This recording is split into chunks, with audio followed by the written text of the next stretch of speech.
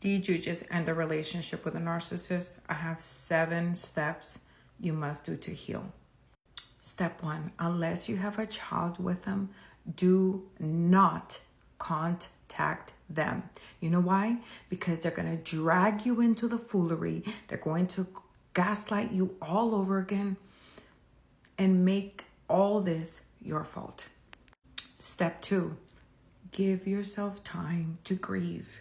You just ended a relationship with a narcissist, which feels a little intense, even more intense than a normal person, a normal breakup. So give yourself the grace to understand that you're going to be sad, that you might have some crying spells. As long as you don't stay in those crying spells too long, but just show yourself some grace. Number 3, absolutely no dating. None. I don't want you to date anyone.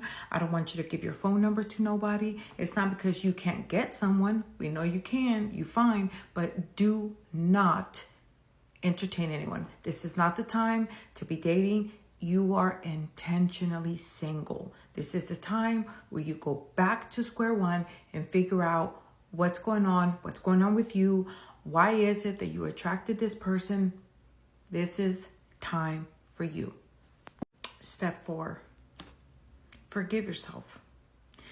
I've talked to so many men and women that once they break up, they see all the mistakes, all the red flags, all the things they didn't see earlier in the relationship. Forgive yourself.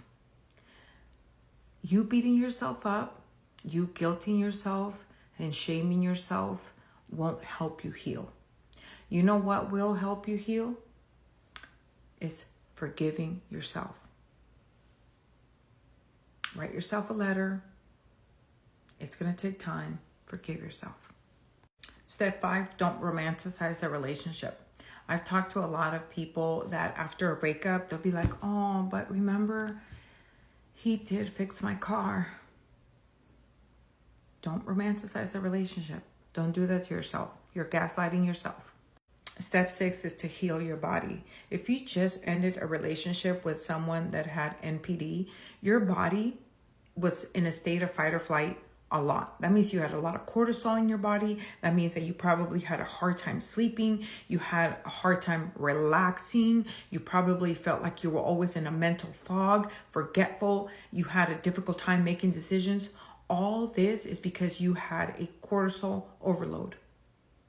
So take the time to heal your body. Get to the gym. Give your body the foods that it needs. Make sure you heal your body. Trauma can really separate you. Your relationship was traumatic. Take some time to really, listen to your body, figure out what it needs, and heal it. And number 7, I saved the best for last. Get back to God. You were going to church. You were reading the Bible before you got with them. And then somehow all that stopped. John 10:10 says that the enemy has come to steal, kill, and destroy. And sometimes the enemy will use relationships to do all that. And then we forget who we are, and then they literally can destroy us. So the best thing that I can tell you to do is do some spiritual growth. Take this time as a sabbatical. You're not dating anyways. You're going to get back into figuring out what is going on with you. This is where it's you 2.0, and it starts with God. I'm going to leave you with some final thoughts. Someone that's NPD, narcissistic personality disorder, and someone that's codependent, they're like magnets. So if you were with someone that you suspected that were NPD, you have to make sure that you look within yourself and ask yourself, was I setting boundaries? Was I standing up for myself? And was I being verbal with my needs? Because if you said no to all these questions, be careful, because you will attract the same type of person again. I love you guys.